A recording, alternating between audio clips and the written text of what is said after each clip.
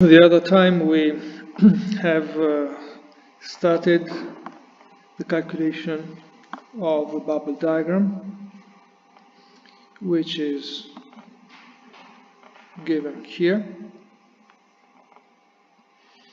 and its imaginary part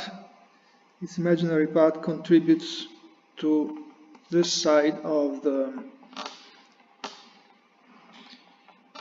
unitarity equation that you derive from the optical theorem. And it should be non-negative, because the right-hand side is non-negative. And what we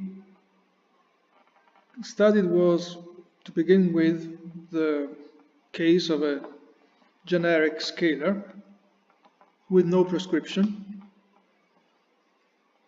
And then we manipulated the calculation. Well, first we discussed the positions of the poles and how they move when there is a dependence on the external momentum P, and they can cause a pinching, and the pinching creates a violation of analyticity. And then we saw that we started seeing that in the explicit computation. So here is the computation. The two propagators are decomposed into their sums of their poles, here and here. And then after a multiplication, only these two contributions survive after performing the integral on the loop energy K0 by means of the residue theorem and using the Feynman prescription, which tells you to do it like that. Now we have to face these two singularities. The two situations are symmetric because P0 just changed sign in the two cases, and that is for the integral on the loop space momentum. So certainly the result is analytic anytime the integrand is convergent. For that means there is no singularity whatsoever for no value of the loop space momentum. When there is even one value of k such that this either denominator vanishes, then we are not sure about analyticity. Actually, we are sure that it is not analytic, but we will see. So we solve this equation now to see what happens in the space of loop space momenta, and in the end we will only need one component because the others will give a translation basically or something similar to that. And we will see that we need to complexify that too.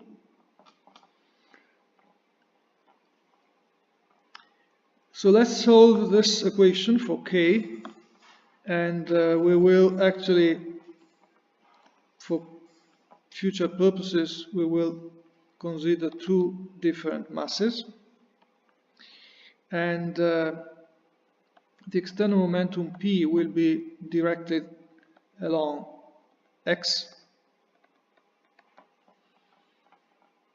for simplicity. So we want to solve P0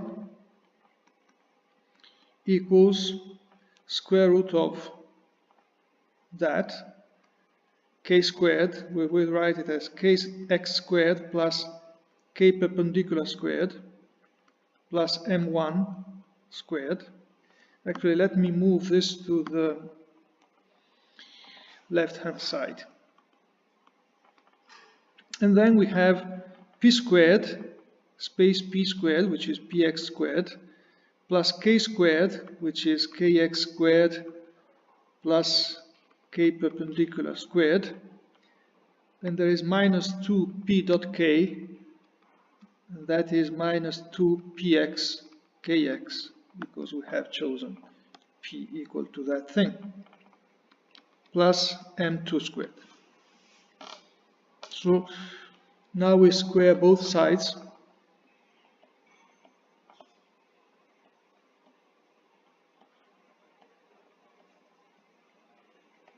What do we get? We get p0 squared, then we get kx squared plus k perpendicular squared plus m1 squared. And then there is a double product. Square root of kx squared plus k perpendicular squared plus m1 squared. That's the left-hand side, and the right-hand side is just the argument of the square root. So px squared plus kx squared plus k perpendicular squared minus 2px kx. And then we need to make room for the last contribution.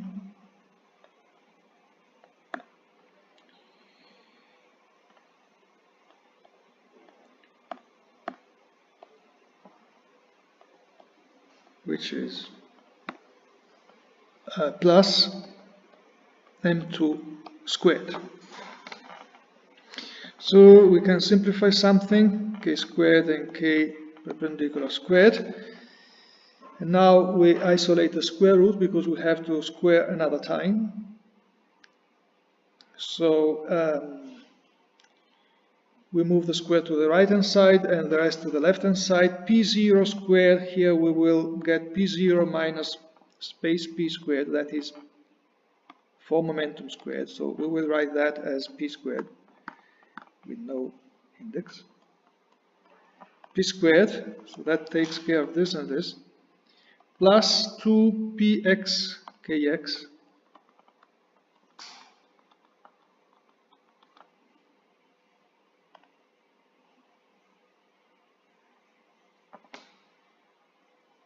plus m1 squared minus m2 squared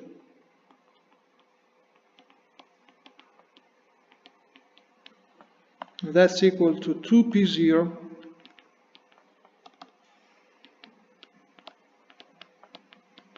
absolute value times square root kx squared plus k perpendicular squared plus m1 squared.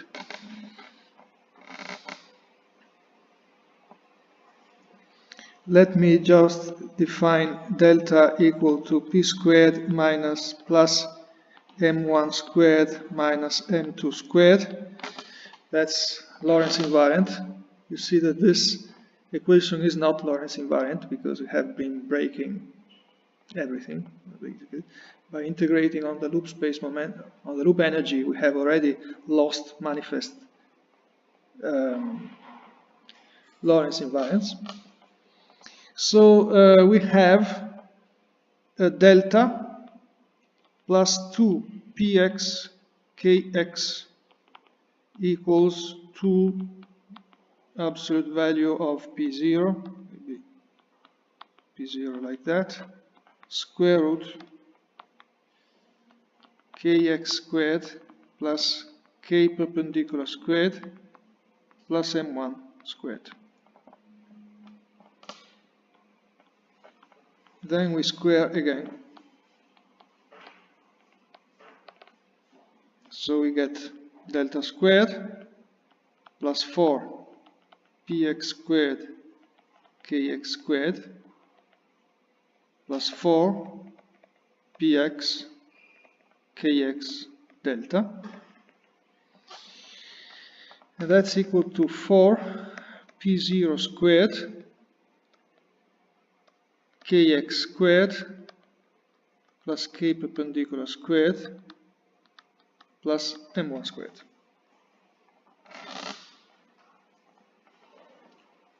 This is a quadratic equation for kx.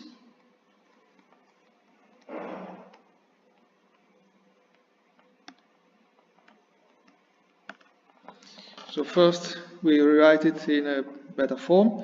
So kx squared is multiplied by 4p squared, because here you have 4p0 squared, and there from that term you have minus 4px squared, and the px is the whole space part of p.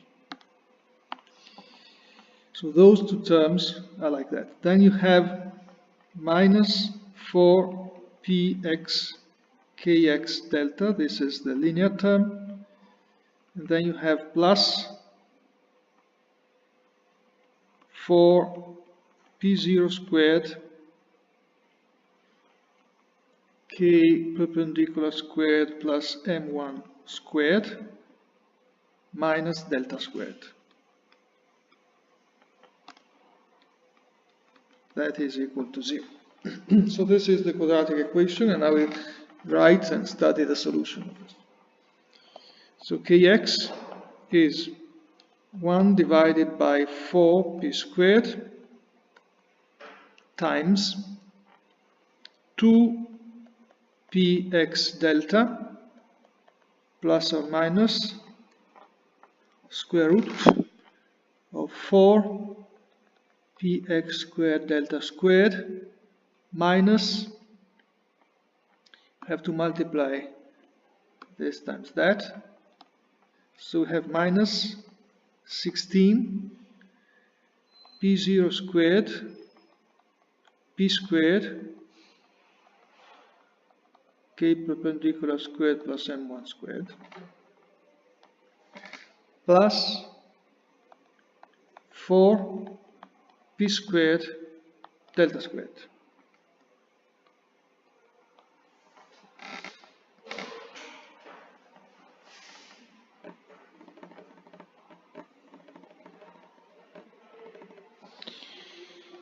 Since p squared is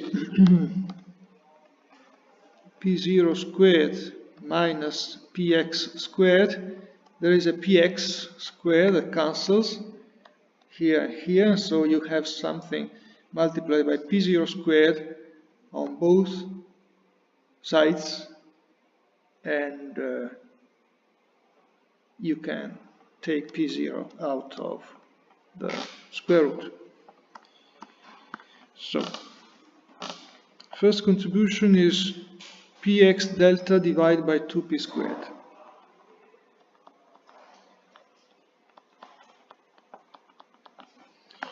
Then you have plus or minus. We can take a p0 out. There is also a, well, we can divide everything by 2. Yes. So we have plus or minus p0.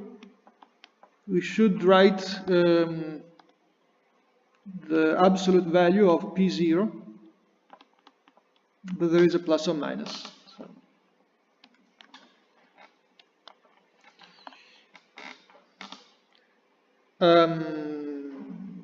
P0 squared we have taken out, so delta squared minus 4p squared m1 squared plus k perpendicular squared.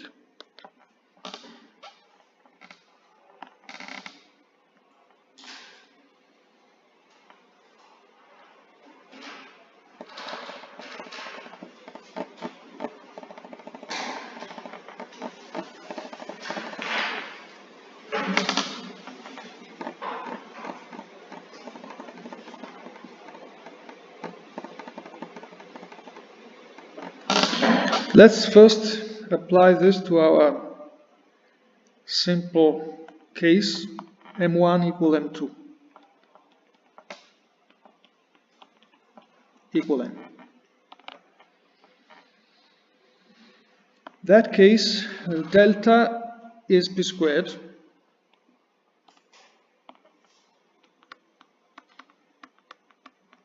And so the solution is kx equals px divided by 2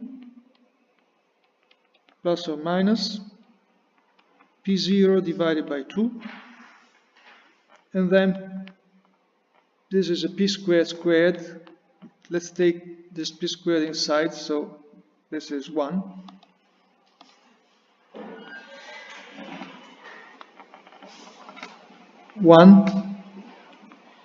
Minus 4 m1 squared plus k perpendicular squared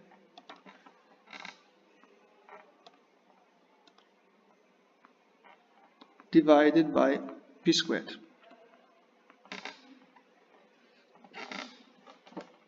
And we plot this curve in the complex kx plane. So that means that here we have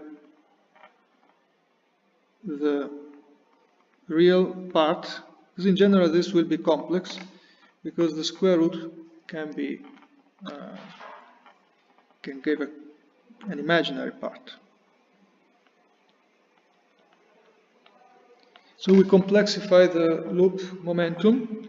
We do not need actually to complexify the perpendicular parts, because you see those just modify the mass, m1, the m, it's not m1, it's just m now. So everything we say we could be in 2 dimensions, for every other dimension is just like modifying the mass. And these are the singularities. And where do we integrate? We integrate, normally we would integrate here. So this is the integration domain.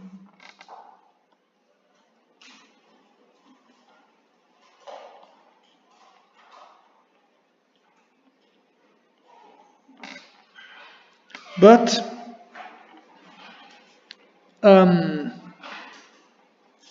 that integration domain makes sense only when those singularities are not on the integration domain. So anytime this kx has no imaginary part, may be a problem. So integration domain, real kx as integration domain is okay if this thing, the argument of the square root, is negative. Because if it is negative, the square root is I, and you will have px divided by 2 plus or minus I something. So should have cancelled that. If and only if 1 is smaller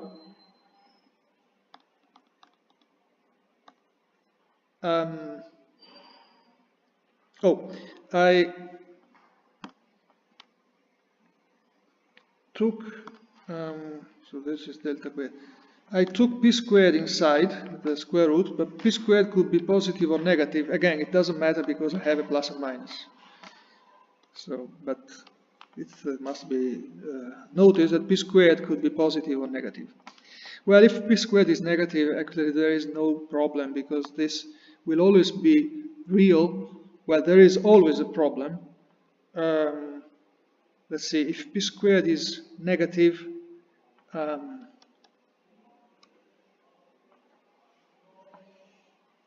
p squared is negative, then we always have, I'm wondering if I missed a minus sign somewhere, because Well, real k as integration domain is okay if this integrand is negative. And that means 1 smaller than 4m squared plus k divided by p squared. Actually, one has to study also p squared positive or negative here.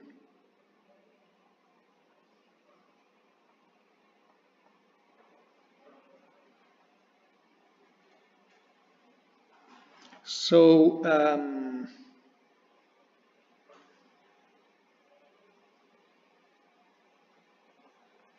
it's not okay writing like that. We have to keep the original form to avoid any confusion. So this is real, and therefore you need p squared smaller than, yes, otherwise we generate unnecessary confusion like that.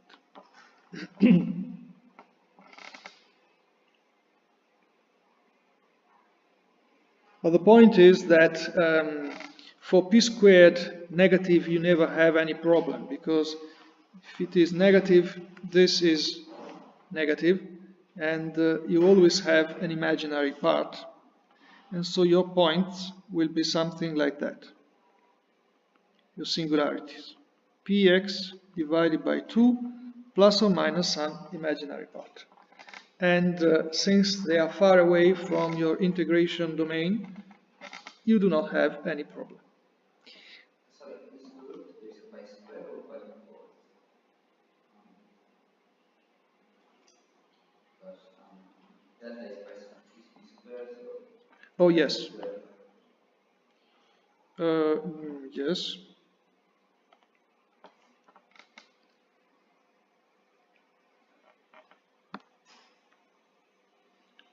Because actually, yes, the situation is a little bit more involved than what we are showing now.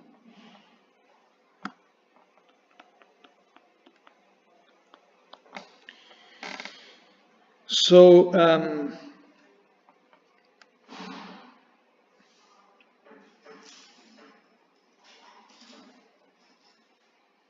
for negative p squared, I think we need a separate discussion, because we have been squaring twice, and so we should also take the solution and put it back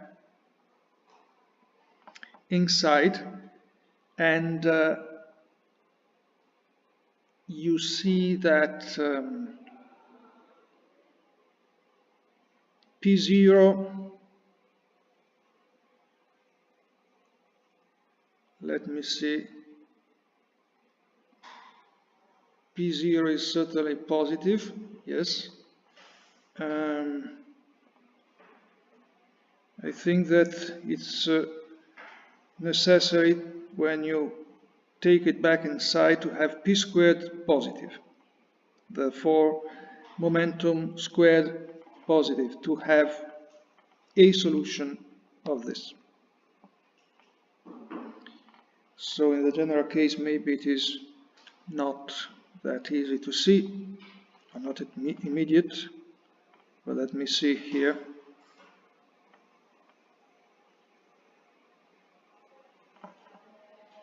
Yes, you can study the minimum of this when you vary k squared.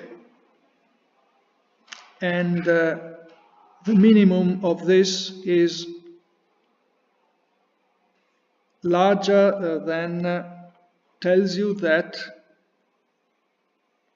p squared must be at least 4m squared.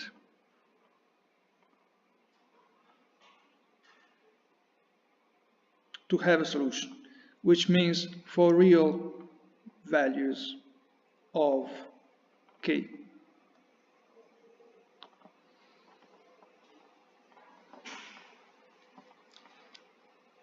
Okay, so in the solution we have, yes, this you can prove, because it's the threshold, you know, it's a particle decaying in 2, so you can repeat the calculation. But the minimum is when K is when the particle is at rest and it decays in 2 particles at rest. So here we have to assume p squared positive.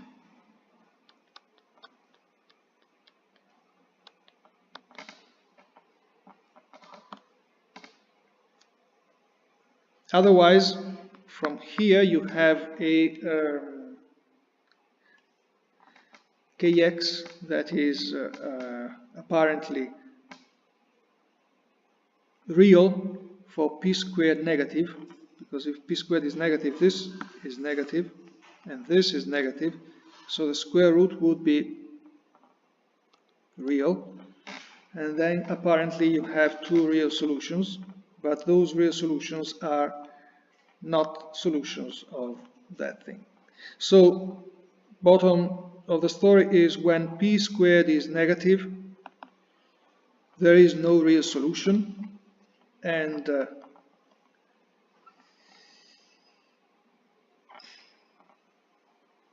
so if p squared is negative, or, because p squared is negative is okay, or p squared is included in this interval. Okay, so there is a threshold, and above that threshold the integrand here becomes negative, and the integrand becomes positive, and then you truly have solutions. Let's say that P0 is fixed, that Px is fixed and P0 grows.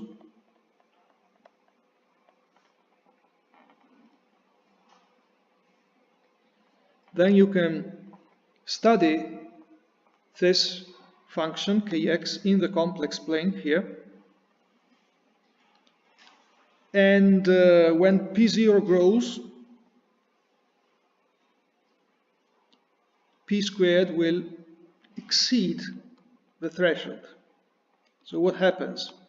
That before exceeding the threshold, kx has an imaginary part. But when p0 goes to 0, when p0 grows, not to 0, p0 is necessarily positive because we must have this. When p0 grows enough to hit the threshold, which means that the integrand becomes 0, the imaginary part goes to 0. So basically, this is what happens. P0 grows,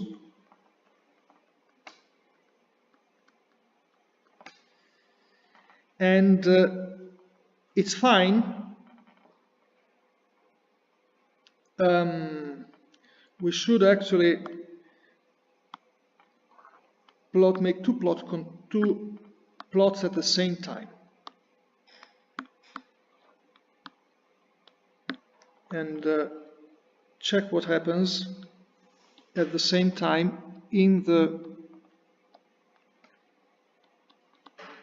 kx plane and in the p0 plane.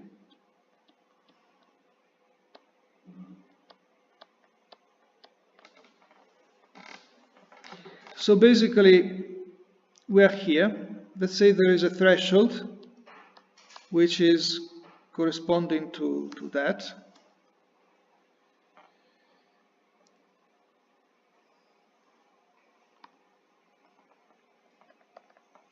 A will be p squared equals 4m squared plus k perpendicular squared.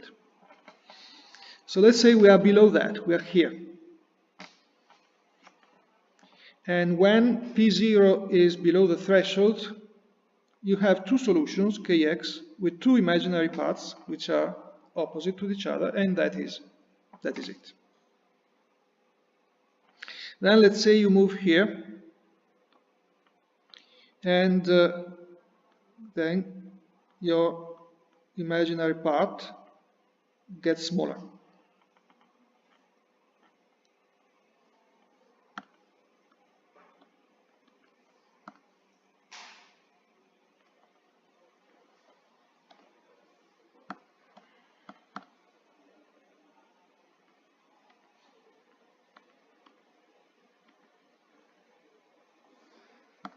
Okay. At some point, you hit A. At that point, this is A, your imaginary part goes to 0. So you get here. After that point, when you are there, see, you still have two solutions, but the integrand is positive because you are above the threshold. P squared now is bigger than that, and p squared is positive. So that means that you have kx is equal to px divided by 2 plus or minus something real. Which means that above the threshold you have a problem, because remember that this singularity was the solution of a pole, and now you have a pole, really, in the integral on kx. It's not important to integrate on the perpendicular components, but this is a pole, and now you do have it. But the point is that after this, so this goes down, this goes up, then they hit each other in this point, and then they move away from the real axis. But you do not know which is which. You do not know if this is like that or the contrary. What does it mean? It means that to prescribe the calculation above the threshold, you have two choices. You could say that the left point C is what comes from the down point A, and the right point C is what comes from the up A, or vice versa.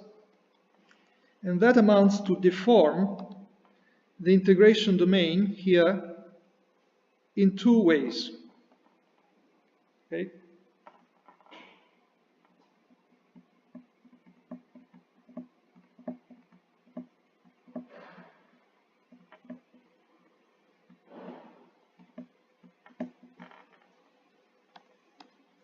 Those two ways, so here, as we said the other time, the violation of analyticity is a branch cut from the threshold onwards. Now, the threshold is 2m because now we are 2m squared would be 4m squared. We are analyzing everything in, not everything actually, we're just in the kx plane, and you have to figure out that this has perpendicular directions, but for the moment just think about two dimensions where there is only kx, so imagine there is no k perpendicular, and later you will understand easily how to figure out what happens with k perpendicular. So in that case you have a branch cut here from the threshold, which would be correct, 2 dimensions. Otherwise, it does depend on k perpendicular, but it has to, because later you will have to do another integral on k perpendicular, which will be like minimizing on k perpendicular for this kind of purpose. So you will get to k perpendicular equal to 0, basically. The point is, we have taken P0 to grow from real values, but if you instead take P0 to grow from imaginary values a little bit, so you give an imaginary part to P0, which is inside here, inside here, inside there, inside there. Or, if you give an imaginary part to the mass, which is what the Feynman prescription gives, it is the same. And then you see that since m is multiplied by a minus sign, here you have a plus I epsilon, plus, so the imaginary part here is a plus, which means that when the two things here are real, they will have an imaginary part like that. So when the integral here is plus, P0 is positive, real part positive, there is a plus. Plus is plus, okay.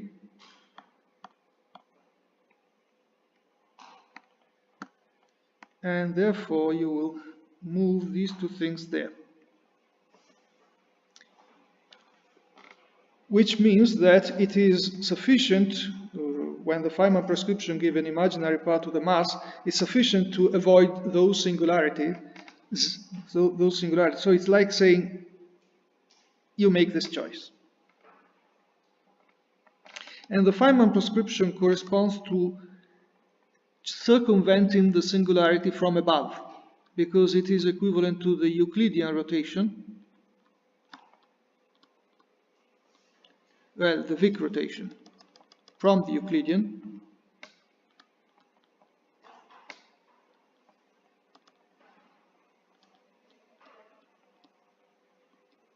So this is the Euclidean axis. The vertical axis is the Euclidean axis. And if you rotate, you fall from above. So this is the Euclidean.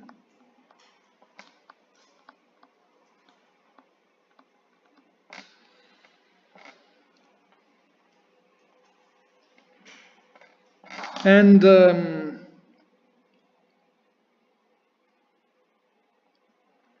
yes, so this is what happens. And that means basically that you, when you have a small imaginary part, the trajectory, instead of being like this and like that, it's like this.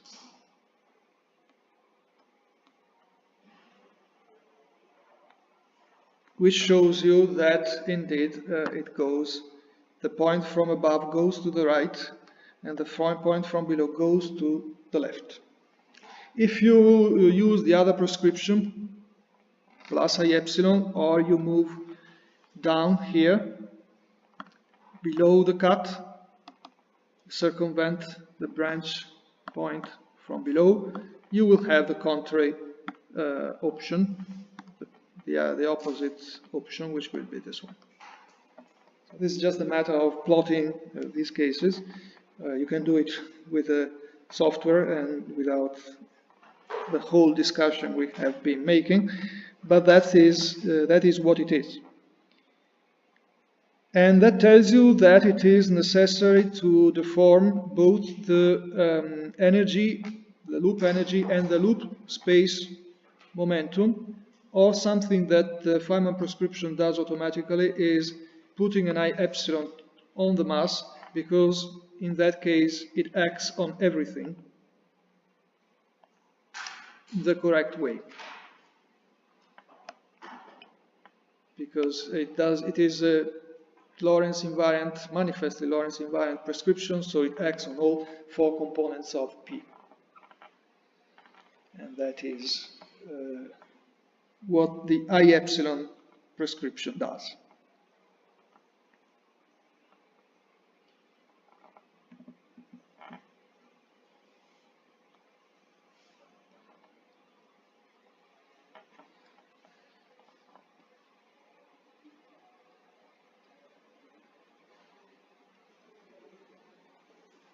What is the point of this discussion? Now we can move to higher derivative theories and see what happens there.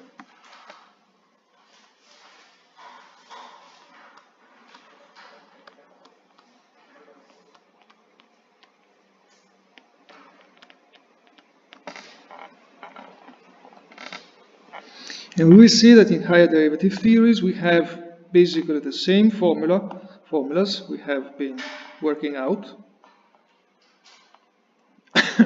Particularly this one. No, this is already with equal masses. No, this is not with equal masses. This is with generic masses. But we will have to use that formula with 2 complex squared masses. And that will change the discussion a little bit.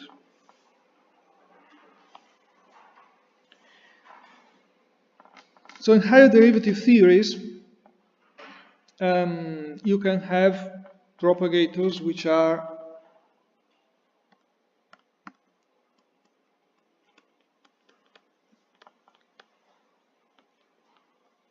of various types. They are the inverse, the reciprocals of polynomials that have a degree larger than 2 in momenta. So you can have p squared squared, some constant p squared plus another constant, abc. And we focus on one example because that will be useful to go back to our propagator 1 divided p squared by p squared minus m squared. Well, so far we know about one prescription, the Feynman prescription, which is this one. And we have said, however, that one thing we cannot do with this prescription is put a minus sign in front. We did do it, right? Well, let me check. I remember we made a comment because we discussed about the propagators with a minus sign. Then when you apply the optical theorem to this kind of diagram, if the propagator has a pole with a residue equal to -1, you get a minus sign in the delta. And the propagator we consider at that time has one of the 2 poles certainly multiplied by -1. Could be the first one, it depends on these 2. But let's assume M1 is bigger than M2, then it is the second one. Or if you just consider one isolated propagator equal to that, just with the wrong sign, you will get just that, with no m squared. And it is wrong because, again, we know that the optical theorem for unitarity implies that the imaginary part, okay, the imaginary part is positive, has a certain definite sign. Okay, I don't see it where we wrote it, but here. The imaginary part, twice the imaginary part is t dagger t, and therefore it is non-negative. And that has to be true in every diagram. You can decompose the optical theorem diagram by diagram, and that forbids a minus. Again, we saw that this is related to the prescription, because if we change the sign there also, you could have the optical theorem would be satisfied by, but you cannot make propagators with plus and minus epsilon, plus and minus I epsilon coexist for a reason that actually we will see in a moment. So instead of this prescription, we will be considering a different one that starts from writing 1 divided by p squared minus m squared, like what? We write it as p squared minus m squared divided by p squared minus m squared squared. And then you introduce a prescription, so the numerator is harmless there. What is important for the singularities is the denominator. So you introduce a width or something like that, and it's understood that you have to take this epsilon, big epsilon, to 0, but you will have to be careful to do that, so that's still formal for the moment. Well, it turns out that this quantization prescription gives new results. Observe that on shell, this propagator is 0. When p squared is equal to m squared, it is 0. And in the end, it does not propagate anything. But still, it's a little bit naive. The point is that since this will be a 0, that will work with both signs.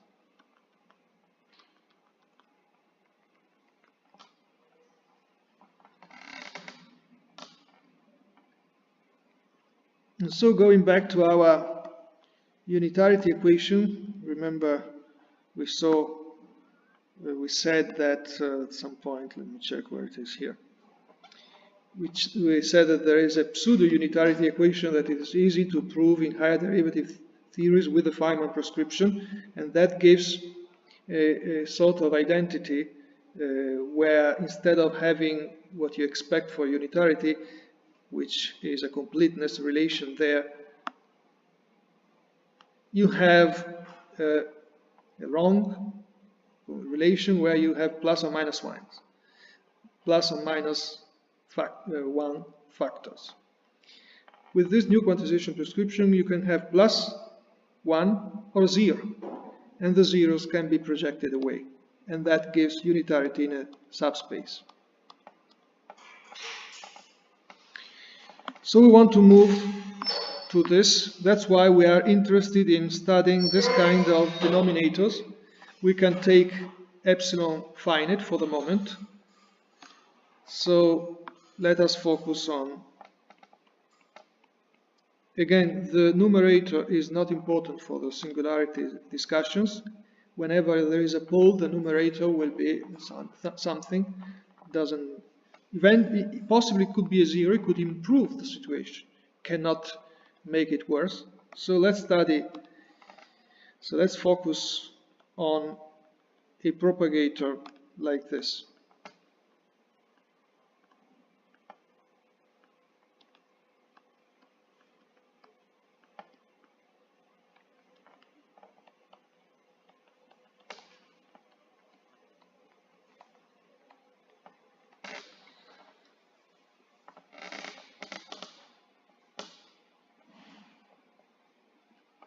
Where small m is mu now, just for notation, and epsilon is just big M. And so we see that this is a propagator with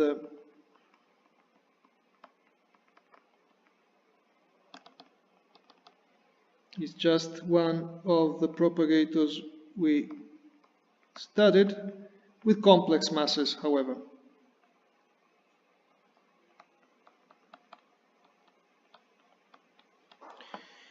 And the two squared masses are mu squared minus plus I capital M squared, and M2 squared is equal to mu squared minus I n squared. So you have two complex conjugate masses, and then you can use partial fraction decomposition to have, instead of something like that, sum of poles.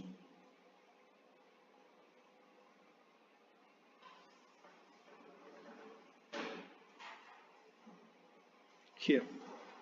So when you have, you see it's like that, but now you take this width seriously, because instead of having I epsilon, infinitesimal epsilon, it's not infinitesimal. And you keep it through the end. But you can decompose it like that, and when you can make the computation, you will have a sum of various contributions. In the end, however, the singularities are exactly the same. There are more poles, but the singularities are always the same, solutions of the same condition, which is the one we wrote here, with the difference that now m1 squared and m2 squared are those that we have written, and they are complex. So stop 10 minutes and then we discuss this.